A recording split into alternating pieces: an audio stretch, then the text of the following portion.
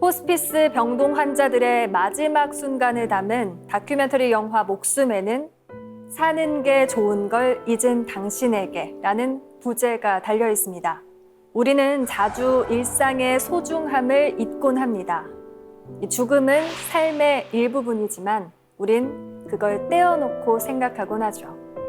오늘이 삶의 마지막이라고 한다면 모든 순간이 의미 있고 강렬하게 다가올 것 같은데요. 여기 40년간 중환자실 간호사로 살아온 이가 있습니다. 수많은 이들의 죽음을 목격했기 때문에 삶에 대한 태도도 남다를 수밖에 없을 것 같은데요. 전지은 작가와 함께합니다.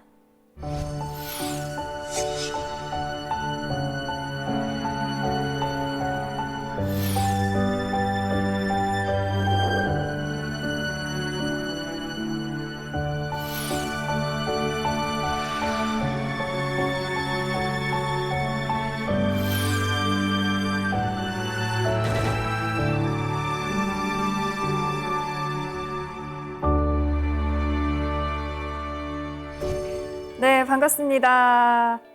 전지은 작가님. 안녕하세요. 네. 중환자실에서 40년 동안 케이스 매니저 겸 간호사로 일을 하셨잖아요. 네. 그런데 좀 케이스 매니저라는 게 낯설어요. 네. 어떤 일인가요?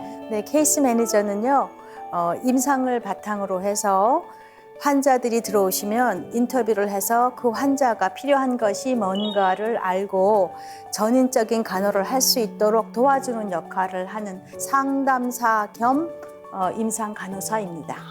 상담도 하시는군요. 네. 근데 40년 동안 일을 하셨으면요, 굉장히 많은 환자분들을 만나셨을 것 같아요. 네. 얼마나 만나셨어요? 글쎄, 제가 정확하게 쉬어보지 않아서 몇 명인지는 알 수 없지만 아마 한 5만 명 이상은 보지 않았을까 싶네요. 와, 정말 많은 분들을 보셨네요. 그때 힘들지는 않으셨어요?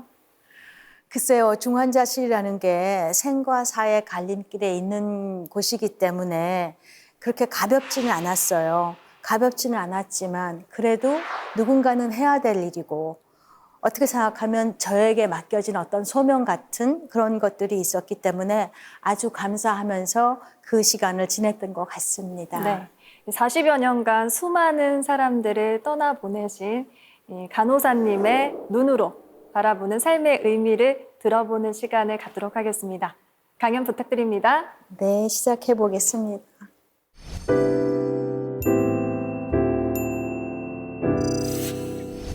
제가 오늘 말씀드리고자 하는 거는 제 40년의 간호사 생활 중에서 만났던 삶과 죽음에 대한 이야기 또는 그 삶과 죽음을 이야기하면서 만났던 많은 이야기들을 여러분하고 함께 나누어 보고 싶습니다.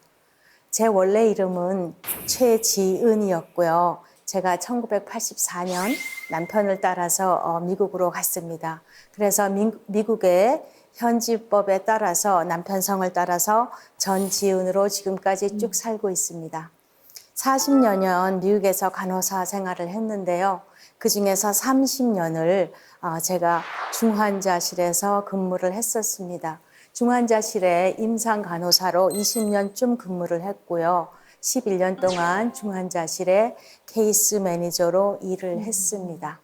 제가 현재 살고 있는 곳은 미국의 콜로라도주인데요. 콜로라도주는 미국의 중서부입니다. 현재는 강원도 강릉에 나와 있고요. 강원도 강릉에 나와 있는 이유는 저희 어머니가 좀 연로하신데 요양원에 계십니다. 그래서 어머니를 보살피기 위해서 면회도 잘 안 되긴 하지만 그래도 비대면 면회라도 하고 싶어서 와 있는 상황입니다. 네. 그런데 지금 누군가 저에게 그럼 그 똑같은 시간이 온다면 똑같이 할 거예요? 라고 물으신다면 네. 잠깐 머뭇해야 될 것 같습니다. 참 그때 힘들고 어려웠어요. 그럼에도 불구하고 살아야 했던 이유는 그게 최선이었거든요. 다른 방법이 없었고 네. 물러설 자리가 없었기 때문에 최선을 다했고 그래서 제가 지금도 그때도 제일 좋아하는 말이 I will do my best입니다. 왜냐하면 제가 최선을 다하는 거 말고는 다른 방법이 없었어요. 뒤로 갈 수 있는 방법도 없었고 차선책도 없었기 때문에 저는 그 주어진 환경에서 최선을 다하는 나의 길을 갔고 제가 선택한 삶에 대해서 책임감 같은 것 때문에 최선을 다했었습니다. 미국 병원에서 처음 일을 할 때 플롯풀이라는 거를 했거든요. 그 플롯풀은 내과, 소아과, 외과 이렇게 각 병동에 정해진 부서에 가는 것이 아니라 그날 출근을 해서 빈 자리에 가는 겁니다. 그 빈 자리를 가는 이유는 그 빈자리는 늘 있기 때문에 제가 돈을 벌 수 있었어요. 그래서 일정한 병동에 가는 것이 아니라 플로프를 하면서 이제 여러 병동을 돌아다녔는데 그 병동을 돌아다니다 보니 제가 중환자실이 참 저한테 맞는 것 같더라고요. 이유는 중환자실에 가면 수단과 방법을 가리지 않고 죽을 때까지 살리잖아요. 네. 그게 최선의 방법이잖아요. 그렇죠. 저는 그게 최선을 다하는 일이라고 생각을 했기 때문에 최선을 다해서 중환자실에서 일을 했고 또 중환자실에 가보니까 모니터 있잖아요. TV 네. 모니터처럼 그런 모니터에 모든 그 선 같은 거를 걸고 있어요. 환자분이. 빨갛고 노랗고 파랗고 한 웨이브도 나오고 숫자도 나오고 요즘은 그 밑에 어떤 약을 주고 있으면 그 약물에 대한 인포메이션도 나오고 또 다른 쪽에 보면은 그 환자분이 걸고 있는 여러 가지 기구들이 나옵니다. 그러면 그 기구들의 이름을 보면서 오늘은 바쁘겠구나, 안 바쁘겠구나, 이제 그런 생각들을 제가 할 수 있었습니다. 그런데 모든 간호사가 다 그 기구들을 다룰 수 있고 한 건 아닙니다. 그 기구들을 다루기 위해서는 요즘 우리 코로나 때문에 너무나 잘 알고 있는 에크모라든지 또 뭐 인공 심장 박동기라든지 뇌압을 측정하는 뇌압 측정기라든지 그다음에 인공호흡기라든지 이런 기구들은 특정한 간호사가 특정한 교육을 받아서 쓸 수 있게 돼 있습니다. 그렇게 서티피케이션을 받고 나면 레벨이 1에서부터 4까지 올라가는데 저는 레벨 4의 중환자실 간호사였습니다. 그 당시 중환자실의 간호사가 70명쯤 근무를 하고 있었는데 레벨 4의 간호사는 4명이었습니다. 그 중에 한 사람이었고 그 중에 유일한 한국 간호사였습니다. 스스로에 대한 어떤 프라이드 같은 것도 있으면서 중환자실에서 일을 열심히 했습니다. 정말 죽기 살기로. 그런데 그 열심히 일을 했음에도 불구하고 어떤 경우에는 회복되지 못하고 사망에 이르는 경우를 볼 수가 있거든요. 근데 제 성격상 그렇게 열심히 일을 했고 열심히 환자를 돌보았는데도 돌아가시면 그게 굉장히 제 마음에 오랫동안 남아 있었어요. 내 아이와 비슷한 나이였거나 한국 분이셨거나 또 젊은 친구가 예기치 못한 사고로 돌아왔는데 사지마비가 있었다거나 불치해병이라거나 이러면은 그런 이야기들은 진짜 정말로 오랫동안 제 가슴에 아픈 사연이 되어서 남아 있었어요. 이런 사연들이 자꾸 가슴에 쌓이면서 저는 좀 그 삶의 무게 같은 것들을 느낄 수가 있게 됐고 어떻게 하면 이 삶의 무게를 조금 내려놓을 수 있을까 그런 생각을 하게 되었었습니다. 그래서 그 삶의 무게를 내려놓는 방법으로 글쓰기를 좀 해보았는데요. 그런 사연이 있을 때마다 조금씩 이렇게 노트에다가 메모를 해보았습니다. 어느 날은 아주 짧게 예를 들어서 탐 스미스 이거 한자만 적어놨을 때도 있고 또 어느 날은 7시 반에 환자 인계를 받았는데 8시에는 무슨 일이 있었고 9시에는 무슨 일이 있었고 퇴근하는 7시, 오후 7시까지의 상황을 그냥 딱 적어놓을 때도 있었어요. 좀 쉬는 시간이 생기고 제가 컴퓨터에 오래 앉아 있을 수 있는 시간이 생기면 그 이야기들에 뼈를 넣고 살도 붙이고 미사여구를 붙이고 이제 그렇게 이야기를 만들어 갔습니다. 이야기를 한 꼭지씩 만들고 나면 그 삶의 무게가 조금 가벼워지면서 그 이야기들을 잊어버릴 수 있게 돼요. 그렇지 않고 그 이야기들을 메모 속에 두지 않았으면 그 이야기들이 계속 제 머리에 잔상으로 남아 있으면서 어떻게 됐을까, 죽었을까, 살았을까 이런 것들이 참 힘들더라고요. 그 글을 만나면서 제 기억에 가장 오래 남는 이야기는 60년을 같이 사신 부부가 이별을 하는 장면이었어요.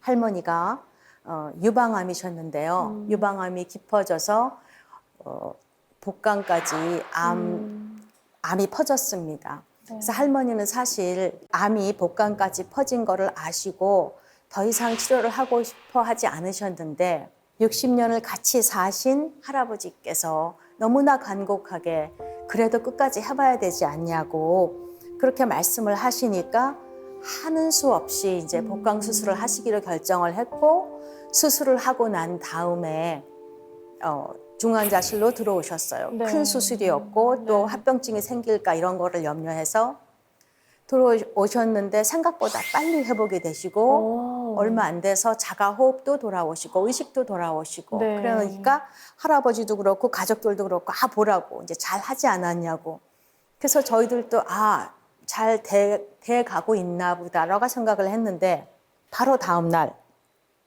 할머니가 갑자기 뇌졸중 증세를 보이시는 거예요. 그래서 이제 중환자실에 계셨으니까 바로 MRI 같은 거를 찍을 수 있었고 MRI를 찍고 나니까 그러니까 뇌동맥에 혈전이 생긴 거예요. 혈전성 뇌졸중이 생기신 거죠.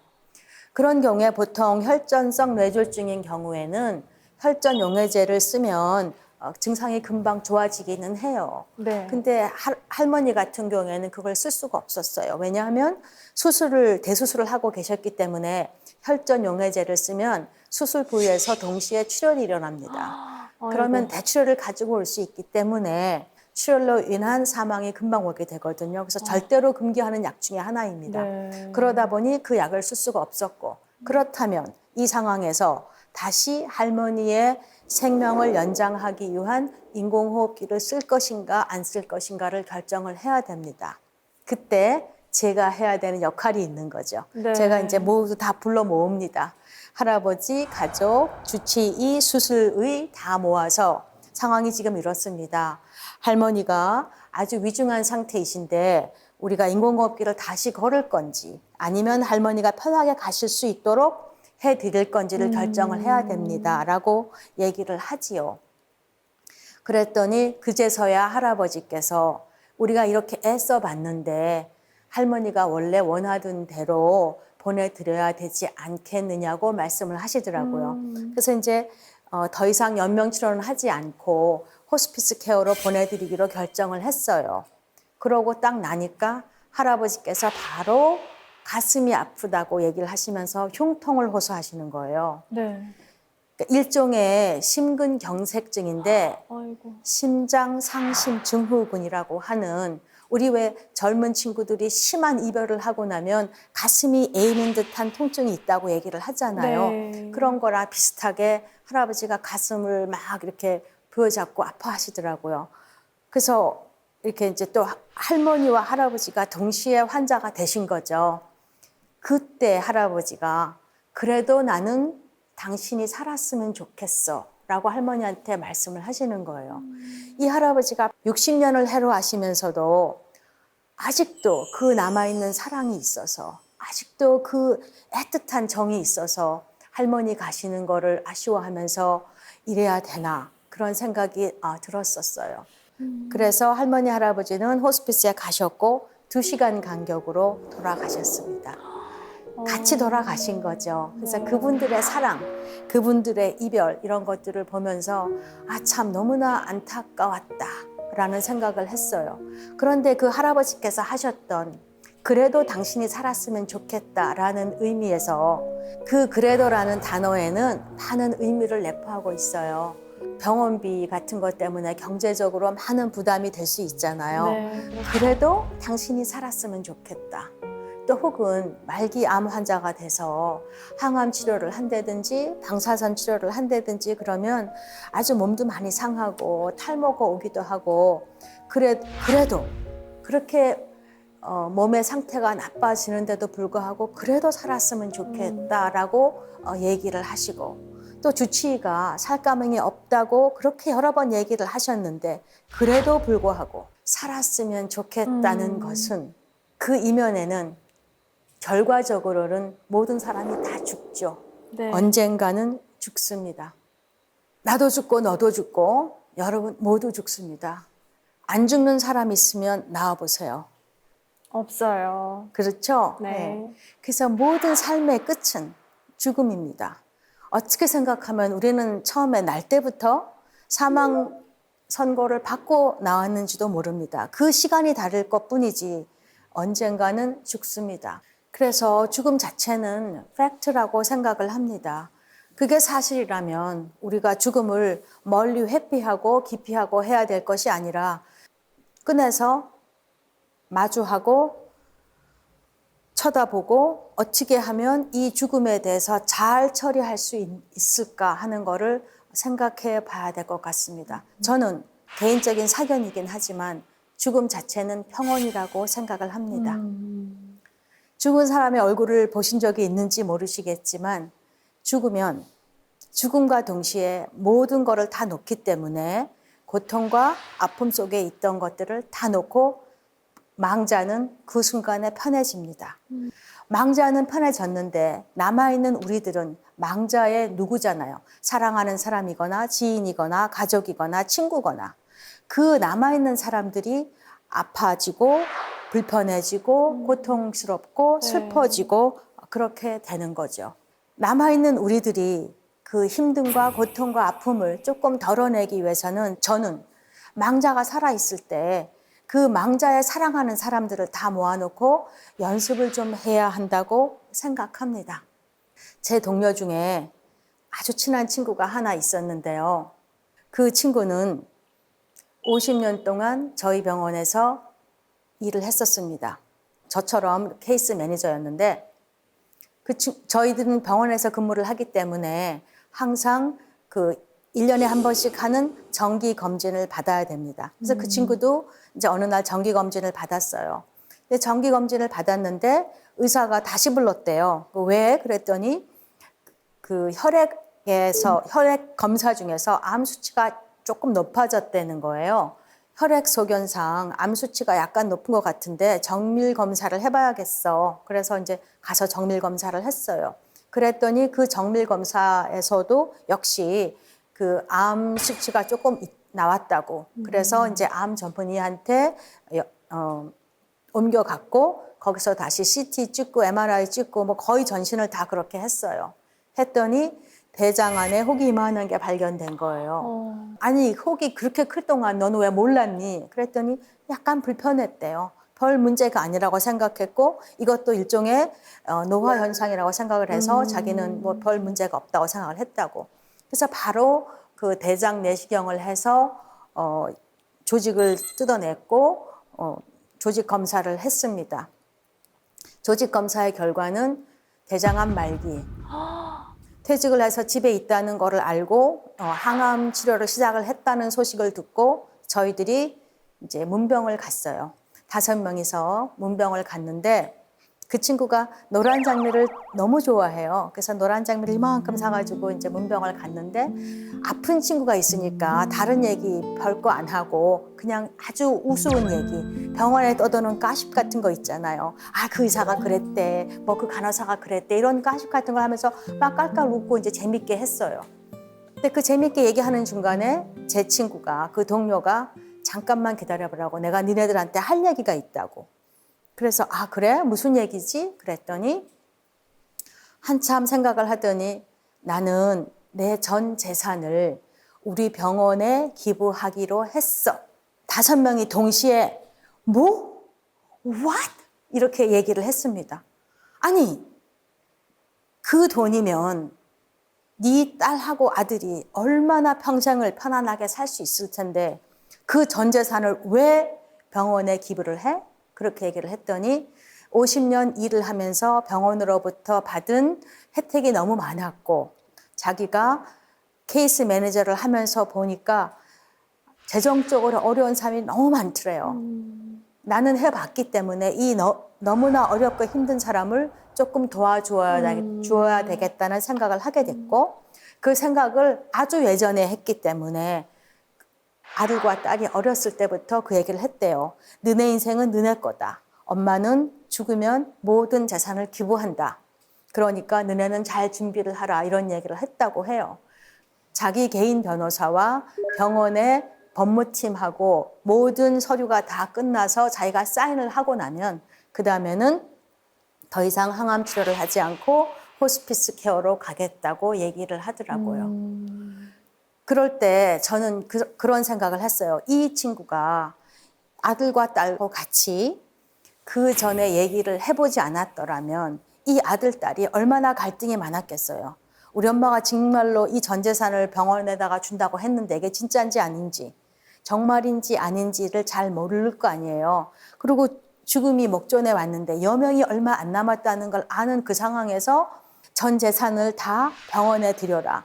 이러면 아들, 딸이 상당히 갈등을 많이 했었을 것 같은데 이 친구들은 이미 젊었을 때부터 엄마가 원하던 상황을 알았고 잘 준비를 했고 다 미리미리 써놓았고 하기 때문에 남아있는 아들, 딸도 갈등하지 않고 어머니가 원하시는 대로 잘 처리를 해드릴 수 있었고 어머니는 어머니대로 자기가 원하는 대로 돌아가실 수 있었기 때문에 그 생전 유서를 써놓는 것이 얼마나 중요한가 하는 거를 암과 동시에 그것이 바로 well dying 아닐까 그런 생각을 했었습니다. 저는 이렇게 적어놓는 것을 죽음의 매뉴얼이라고 얘기를 합니다. 그 매뉴얼이 있기 때문에 남아있는 망자에 사랑하는 사람들이 갈등하지 않고 가신 분의 뜻대로 처리를 해줄 수 있게 되는 거죠.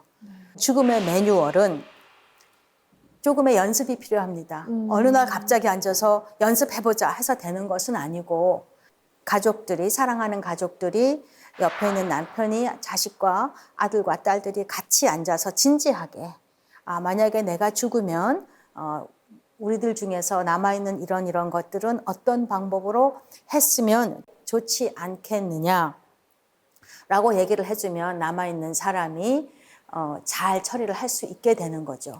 선생님, 저 궁금한 게 있는데요. 선생님은 혹시 그러면 가족과 그런 연습이나 아니면 유언장 작성을 해보셨나요? 네. 아. 저는 제 유언장을 한 10년 전에 써두었습니다. 와. 50대 중반이었는데 네. 왜냐하면 제가 매일 죽음을 만나다 보니 죽음이라는 게 남의 얘기가 아니고 죽음은 오늘 있을 수도 있고 죽는다는 사실 자체는 하나 딱 거기에 있는 거잖아요. 그렇다면 그걸 피할 필요가 하나도 없겠다는 생각이 들어서 제가 어느 날 남편에게 얘기를 했습니다. 내가 중환자실에 이렇게 오래 있다 보니 이걸 꼭 해야 되겠더라. 하자. 그랬더니 약간 싫어했어요. 그렇지만 또 제가 워낙 강력하게 이걸 해야 된다고 얘기를 했기 때문에 그러면 한번 써보자고. 그래서 제가 이제 썼습니다. 저는 이제 제가 만약에 불치해병에 걸려가지고 인공호흡기를 걸을 상황이 생기면 인공호흡기를 걸되 일주일만 하십시오. 일주일 후에 제가 병세가 좋아지지 않고 그냥 답보 상태로 있거나 악화되면 반드시 인공호흡기를 제거하십시오. 제가 만약에 심장마비가 지금 이 순간에 왔으면 심폐소생술을 하지 마십시오. 그 다음에 제가 죽었으면 제가 죽은 그 이후에는 저는 모든 장기를 기부합니다. 그래서 저는 제 몸은 그렇게 다 장기 기증을 하고 화장을 하고 이렇게 하라고 사인을 해서 변호사 사인을 받아가지고 바인딩을 해서 잘 보관해 두었는데 보관해 둘 때 아들한테 그 얘기는 했습니다. 엄마가 죽으면 아래층 어디에 가면 중요한 문서들이 다 있으니까 거기서 큰 바인더, 제일 큰 바인더를 하나 딱 뽑으면 거기에 다 순서대로 써 있으니까 그대로 하기만 하면 됩니다. 젊은 아이들은 좀 싫어해요. 그런 얘기를 하면. 그렇지만 점점점 나이 들어가는데 지금쯤에는 한 번쯤 돌아보고 한 번쯤 생각해보고 그래야 될 일이 아닌가 싶어서 저는 10년 전에 이미 네. 그렇게 마련해 두었습니다. 그러셨군요.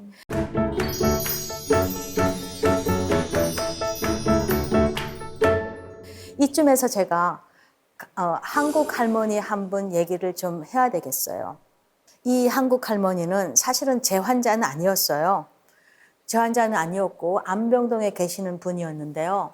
안병동 케이스 매니저가 전화가 왔어요. 한국 할머니 한 분이 계시는데 영어가 조금 불편하신 것 같으니까 이제 제가 시간이 있을 때 좀 올라와서 도와달라고 할머니가 퇴원하실 곳은 있는지 가족은 있는지 뭐 이런 얘기를 하더라고요. 그래서 오케이 알았다고 이제 제가 시간 날 때 올라갔어요. 그랬더니 할머니가 저를 보면서 아이고 애기 엄마 참 이쁘네 이렇게 얘기를 하세요. 그래서 아 내가 이제 지금부터는 할머니 앞에서는 애기 엄마구나 생각을 딱 하고 네 제가 뭘 도와드릴까요? 그랬더니 할머니가 아 나는 참 혼자 있는 게 무서워. 그래서 아니 차트를 아까 보니까 할아버지 계시던데요? 그랬더니 아니라고 할아버지는 치매가 너무 심하셔서 요양원에 계신다고 얘기를 하셔요. 두 분이 사시다가 할아버지는 치매 때문에 요양원에 가셨고 할머니가 집에 혼자 계신 거예요. 그래서 자기는 아침에 일어나면 커피 한 잔 마시고 빵 한 쪽 먹고 운전해서 할아버지한테 가신대요. 그래서 할아버지한테 가시면 할아버지 이제 그 모욕하는 것도 도와드리고 또 뭐 프로그램 하는 거 있잖아요. 그림 그리고 색칠하고 또 뭐 이러는 것도 같이 하시고 점심 식사도 같이 하시고 그리고 이제 운전해서 집에 돌아오신대요. 돌아오셔서 이제 혼자 주무시고 이렇게 하는데 다른 가족이 아무도 없는 거예요. 자식도 없고. 그래서 혼자인 건 참 무서운데 아 그래도 애기 엄마를 보니까 좋네 이렇게 얘기를 하시더라고요. 그러면서 절 보고 자기가 그 허리도 많이 아프고 옛날에 생리통 같은 그런 느낌도 많이 있으면서 좀 불편하니까 내일 올 때 개짐을 좀 갖고 오래요. 그래서 제가 개짐이 뭐예요? 저는 한 번도 못 들어본 단어였어요. 네. 저도 네. 처음 들어요. 그죠? 네. 그랬더니 설명을 쭉 하시는데 보니까 아, 그 옛날에 그 무명천 같은 걸로 만들었던 생리대더라고요. 그래서 이제 이 할머니가 자궁 경부암이셨기 때문에 좀 분비물 같은 것도 많으셨고 그래서 그냥 팬티만으로는 해결이 안 되는 그런 상황이었던 것 같아요. 그래서 제가 아 이제 뭔지 알아들었다고. 미국에는 개짐이라는 거는 없고 제가 내일 그 생리대가 부착되어져 있는 팬티를 사다 드릴게요. 그래서 다음 날 갈 때 이제 그거를 한 박스 사가지고 갔어요. 가가지고 이제 이런 얘기 저런 얘기 하다가 그러면 할머니 오늘 지금 항암을 하고 계신데 항암 치료는 이렇게 이어서 하는 것이 아니라 오늘 한번 하고 한 2, 3주쯤 텀을 뒀다가 집에 가셔가지고 섭생을 잘 하시고 몸에 양기를 충분히 보충하시고 난 다음에 다음 약을 맞으러 오셔야 되는데 그동안에 어떻게 하실까요? 혼자 계신데 식사도 하시기 힘들 거고 누가 뭐 옆에서 이렇게 막 드시라고 얘기할 것도 아니고 그러니까 참 힘드시겠네요. 그렇게 했어요. 그랬더니 그러게 내가 혼자 있어서 이걸 어떻게 처리할지 알 수가 없네 이렇게 얘기를 하시더라고요. 제가 그랬어요.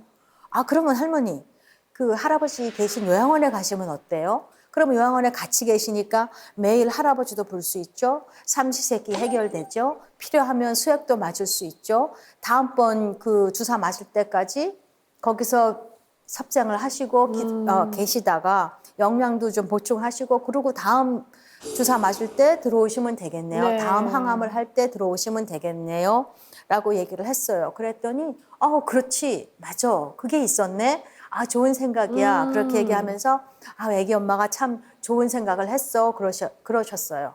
그래서 이제 거기로 퇴원하도록 다 준비를 해드리면서 제가 제 개인 전화번호를 드렸습니다. 할머니가 혼자 계신다고 했고 아무도 돌봐드릴 분이 안 계시기 때문에 제 번호를 드리면서 혹시 무슨 일이 있거나 요양원에 가셨는데 불편한 게 있으면 전화를 주세요 하고 이제 번호를 드렸던 거예요. 한 2, 3개월쯤 지났는데 어느 날 갑자기 생각이 딱 드는 거야. 아니 할머니가 전화를 안 하셨네? 어떻게 된 거지? 제가 이제 부랴부랴 요양원에 전화를 했어요. 나는 누구고 할머니를 찾는다. 그랬더니 요양원에서 개인정보보호법에 의해서 아무것도 가르쳐 줄 수가 없다고 얘기를 해요. 네. 맞는 얘기예요. 네. 그래서 제가 이제 그렇게 얘기를 했어요. 할머니의 남편은 당신네 요양원에 있고 그 요양원에 이 할머니를 퇴원할 수 있도록 모든 정보를 보내드린 것도 나고 확인해 보십시오. 나는 이런 사람이고 제가 묻고자 하는 거는 할머니가 제 전화번호를 갖고 계셨을 텐데 왜 나한테 연락이 안 되고 할머니가 지금 어디 계시는지 찾을 수가 없다. 그러니 나한테 좀 알려달라. 그랬더니 그쪽에서 사실은 할머니가 이미 돌아가셨다고. 그래서 그 돌아가셨으면 그럼 사후 처리는 어떻게 했나요? 가족이 아무도 없는데 치매는 할아버지가 하실 수는 없잖아요. 여기도 있겠지만 보건국 같은 데가 있거든요. 그러니까 카운티에 네. 보건국 같은 데 있어서 거기다 연락을 했더니 보건께서 사람이 나와가지고 사체 처리를 했대요. 사체를 냉동실에 일주일 보관했는데도 아무도 안 나타나서 그렇게 할 수밖에 없었다고 하더라고요.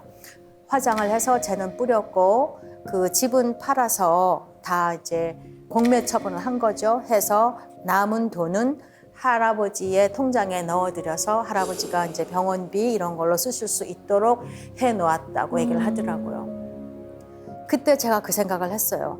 할머니가 내 전화번호를 잊어버렸구나. 그렇겠죠. 그렇지 않고는 나한테 연락이 안 올 리가 없잖아요. 혹은 그때라도 내가 할머니를 설득해서 할머니 우리 여기다가 유서 같은 거 써봅시다. 그래서 연락처에 애기 엄마 내 전화번호 이렇게 써놓았더라면 사후 처리를 하는 장례 네. 처리를 하는 장의사가 저한테 전화를 했을 거예요. 네. 그랬을 수도 네가 있겠네요. 보호자니까 네. 빨리 와보라든지 이렇게 네. 했겠지 않겠어요? 그죠. 그렇다면 이 할머니가 혼자 돌아가시지 않아도 됐고 그 쓸쓸하고 아픈 죽음을 그 혼자여서 너무 겁이 나고 두렵다 했던 거를 제가 좀 도와드릴 수 있지 않았을까. 건전한 정신과 건전한 신체가 있을 때, 한 살이라도 더 젊었었을 때 생전 유서 쓰기를 꼭 해야 된다고 생각을 합니다. 그러기 위해서 제가 이쯤에서 호스피스 얘기를 좀 해야 되겠어요. 호스피스는 말 그대로 임종 간호입니다. 저희 병원에는 호스피스 병동이 따로 있었어요. 네. 저희 병동은 한 400병상 되는 병원이었는데 그 중에서 한 층 전체가 호스피스 병동이었거든요.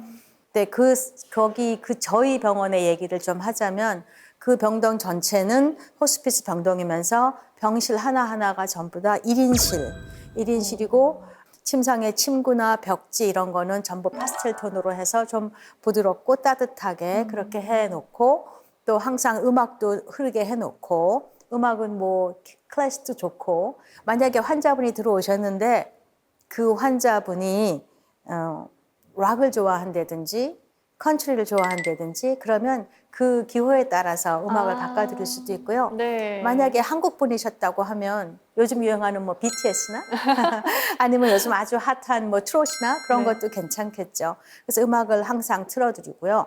그 침상 옆에는 환자의 보호자분이나 가족이 앉을 수 있는 편안한 의자나 소파 이런 것들을 마련해 둡니다. 그러면 이제 가족들도 쉬면서 얘기하면서 마지막 가는 길을 봐드릴 수 있는 거죠. 그리고 또 제가 준비했던 호스피스 병실에는 항상 꽃을 꼽아 두었는데요. 꽃은 환자가 눈을 떴었을 때 가장 잘 보일 수 있는 시선과 딱 만나는 장소에 꽃을 꼽아 넣었는데요. 이유는 혹시 아나요? 그 환자분이 임종이지만 혹시 의식이 돌아와서 눈을 떴었을 때 꽃을 보면 내가 환영받으면서 다른 세계로 가고 있구나. 내지는 내가 이렇게 많은 사람의 환송을 받으면서 떠나가고 있구나 하는 생각이 들 것 같아서 저는 꽃을 늘 준비하는 편이었습니다. 저는 늘 그 환자 가족들에게 그런 얘기를 했습니다. 인간에게 가장 나중까지 남아있는 게 청각이라고 하거든요. 그래서 끝까지 그 옆에서 말씀을 나누도록 환자분과 아름다웠던 추억 혹은 또 미안하면 미안하다는 얘기, 용서받을 게 있으면 용서받아야 한다는 얘기, 고맙다는 얘기 이런 것들을 계속해서 맨 마지막 순간까지 해드리게 합니다. 그러면 우리 영화에서 보면 왜 그런 얘기를 할 때 환자분이 눈물을 이렇게 주르륵 흘리잖아요. 실제 그 환자분들도 눈물을 흘리는 경우를 종종 볼 수가 있습니다. 호스피스 케어에서. 근데 그거는 이제 병원에서의 세팅이고 호스피스가 가정에서도 할 수 있습니다. 호스피스라고 얘기를 하면 제가 제일 기억에 남는 분 한 분이 계십니다.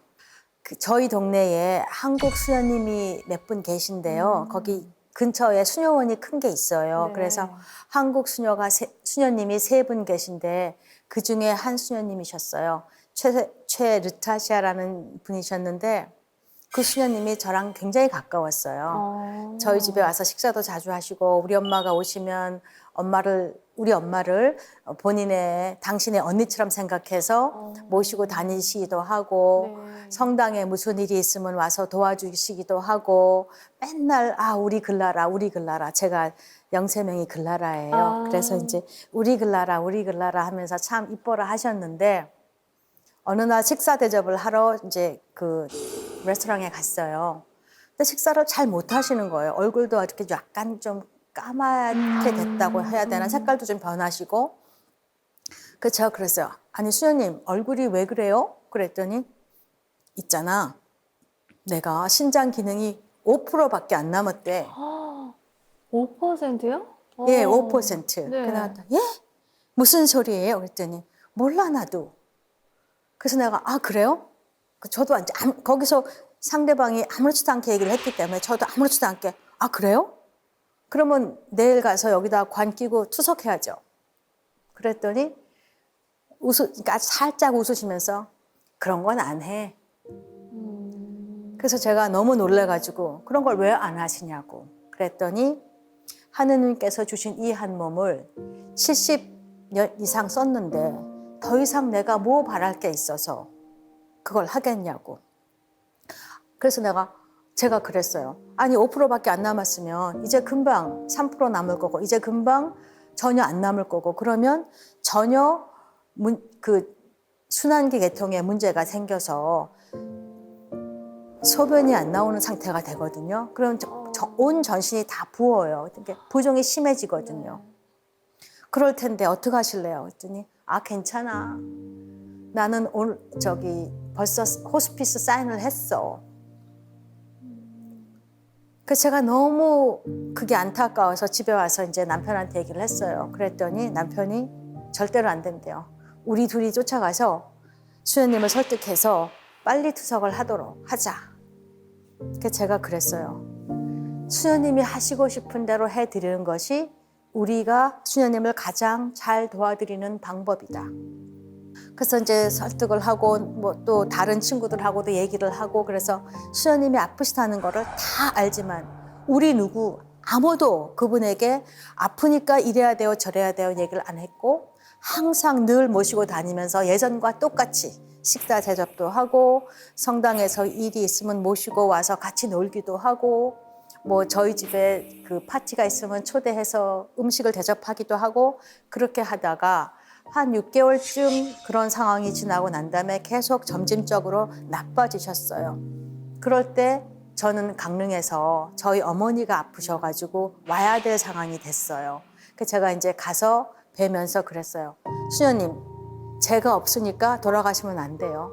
제가 올 때까지 기다리셔야 돼요. 그랬더니 알았다, 빨리 갔다 와라. 그러셨어요. 그래서 제가 이제 와서 어머니를 요양원에 보내드리고 한 5개월쯤 있다가 들어갔어요. 그랬더니 그때는 진짜로 그 신장 상태가 완전히 나빠져서 집에 수녀원으로 돌아오셔가지고 호스피스 케어 하는 분이 매일 오시더라고요. 매일 오시고 산소를 꽂고 있고 그다음에 다른 거는 전혀 못 드시기 때문에 저희 신자들 몇 명이 돌아가면서 가서 죽을 해가지고 가서 입에다 이렇게 한 방울씩 넣어드리는 것처럼 그렇게 해서 한 일주일쯤 지나시고 돌아가셨어요. 수녀님은 약속을 지키셨고 저를 다시 봐주시겠다고 하는 약속을 지키셨고 저는 그 수녀님 장례 미사에 가서 그 이별가를 부르면서 얼마나 울었는지 모르겠어요. 아무튼 그렇게 해서 호스피스로 가셨는데 그 수녀님의 존엄한 죽음 본인의 의지에 의해서 아무것도 하지 않고 편안하게 늘 하던 방법과 똑같은 방법대로 맨 마지막 시간까지 사시다가 편안하게 가시는 거를 보면서 호스피스는 참 해볼 만한 일이고 우리가 존엄사를 얘기할 때 꼭 알고 가야 될 그런 이야기들이 아닌가 그런 생각이 들었어요. 그렇다고 하면 저희들은 그 이별에 대해서 조금 준비를 해볼 필요가 있지 않을까 생각을 해요. 이별 연습을 해봐야 될 것 같은데 그 이별 연습의 한 방법으로 저희 캐톨릭에서는 피정이라는 걸 하거든요. 그 피정 중에 생전 유서 쓰기나 그다음에 입관 체험이나 묘비명 쓰기나 생전 장례식이나 이런 것들을 해봅니다. 그래서 그런 것들을 해보게 되면 경험을 통해서 지난 시간을 돌아보게 되잖아요. 그러면 그 지난 시간에 대한 안타까움, 고마움, 미안함, 사랑한다는 얘기 이런 것들을 다 할 수 있게 돼요. 그래서 그 피정이 끝나고 나면 전 신자들이 너무나 천사같이 되는 거예요. 너무나 감사하게도. 그래서 저는 그런 이별 연습을 좀 해보면서 자기의 삶을 정리하고 돌아보는 기회를 만드는 것이 좋은 죽음, 웰다잉을 하기 위한 한 방법이 아닌가 그런 생각을 합니다. 이쯤에서 제가 제 이야기를 좀 마무리해야 될 것 같네요. 네. 살면서 제가 너무 많은 죽음을 목격했고 제가 너무 어렵고 무거운 얘기들을 많이 만났습니다. 그렇다 하더라도 제가 그 시간에 그 일을 할 수 있었기 때문에 오늘 이 시간이 있을 수 있는 거고 그래서 저는 그 지나간 시간이 돌아다 보니 그렇게 나쁜 것만은 아니었더라 그런 생각을 하고 있고요. 콜로라도 집으로 돌아가면 서쪽에 로키 산맥이 있습니다. 그 로키 산맥은 서쪽에 있기 때문에 늘 노을이 집니다. 그 노을도 매일 다른 색깔로 어떤 때는 주홍색이었다가 어떤 때는 분홍색이었다가 또 그날의 구름의 모양에 따라서 다른 모습으로 지는 것을 볼 수가 있습니다. 살아갈 날이 살아온 날보다 짧을 것이 분명한 이 시간에 오고 보니 죽음에 대한 두려움도 별로 없어지고 죽음도 제가 살아가는 그 생명의 한 연장선상의 한 점이기 때문에 같이 가볼 만한 일이고 살아갈 그 시간 동안에 좀 주위도 많이 돌아보고 옆에 사람들도 좀 챙겨보고 많은 사연들을 만났던 것만큼 그 또 많은 사연들에 대해서 베푸는 그런 여유들을 좀 가져보고 싶습니다. 지는 노을이 참 아름답거든요. 그래서 그 아름다운 노을을 함께 해보고 싶은 그런 삶을 앞으로는 살아보고 싶습니다.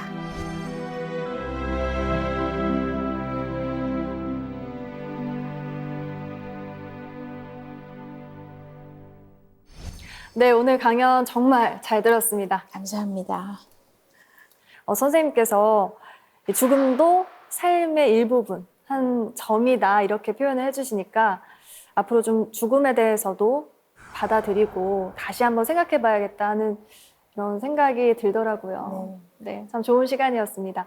네, 그런데 사실 선생님께서 이렇게 단단해지기까지 좀 수많은 죽음을 목격하셨잖아요. 참 많이 힘드셨겠다 이런 생각도 들었거든요. 어떠셨어요? 뒤돌아보니 그렇게 나쁘지도 않았어요. 누군가는 해야 될 일이고 그 일을 제가 할 수 있었기 때문에 아주 감사하고 고맙게 생각하면서 일을 할 수 있었습니다. 네, 누군가는 해야 될 일이에요. 그걸 제가 했던 거죠.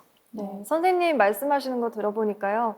굉장히 죽음에 대해서 담담하고 좀 의연하시다 이런 생각이 드네요.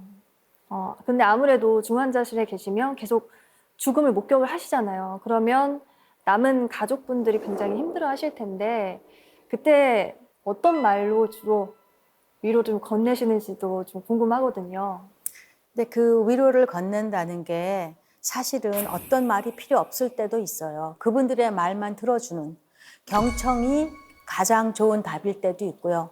또 어떤 때는 그분들이 나 이렇게 했더라면 좋았을 걸, 저렇게 했으면 좋았을 걸 하는 그 상황들이 다 있어요. 그럼 그 상황을 듣고 그 상황에 맞추어서 맞아요, 맞아요. 그랬더라면 참 좋았을 걸 그랬어요. 똑같은 답은 없고요.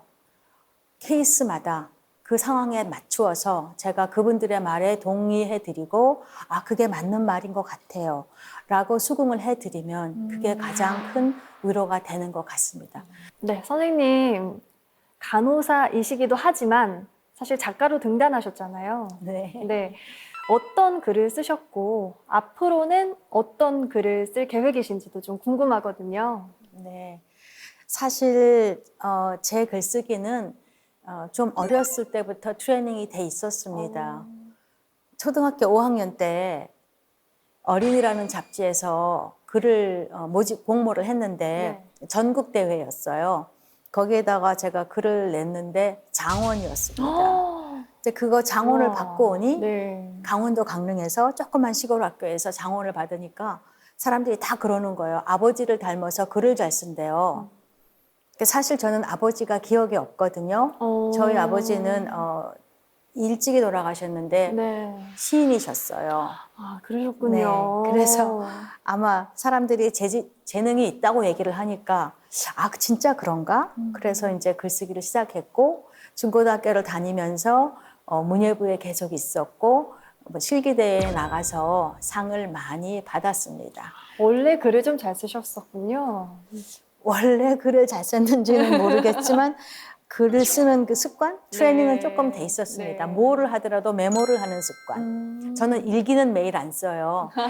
그렇지만 어떤 사건이 있으면 메모를 해두는 그런 습관은 쭉 있어 왔고요. 글 잘 쓰시는 분들이 보통 그런 습관을 가지고 계시더라고요. 메모하는 습관. 네, 메모하고 그다음에 많이 읽기도 하고. 네. 그러면 앞으로는 어떤 글을 쓰고 싶으신가요? 앞으로는 이제 지난 그 2권의 책은 보통 중환자실에서 만나는 죽음에 관한 얘기였거든요. 그렇지만 중환자실의 환자가 다 죽는 것만은 아니잖아요. 네. 살아서 나가는 분들이 훨씬 많거든요. 네. 그렇다면 살아서 나가는 분들의 좀 그 초점을 둬서 얘기를 써보는 거. 또 새로운 삶을 사시는 네, 분들. 네, 네. 인생의 이막 뭐 이런 것도 해볼 수 있고 네. 또 혹은 지금 제가 살아온 삶이 너무 힘들고 무거웠기 때문에 그 무게를 조금 내려놓고 네. 편안한 마음이 돼서 편안한 눈으로 볼 수 있는 이야기들을 좀 써볼 수도 있고 아직 쓸 계획이 많이 있습니다. 네, 저는 특히나 작가님의 작품이 아주 기대가 돼요. 저도 사실은 이 나이가 먹으면서 죽음에 대한 생각이 굉장히 많이 있었었거든요. 근데 오늘 이제 이렇게 덤덤하고 의연하게 풀어주시는 걸 들으니까 좀 더 관심도 생기고 꼭 읽어봐야겠다. 그리고 다음 글이 기대가 된다. 이런 생각이 듭니다. 네, 오늘 강연 너무 감사합니다.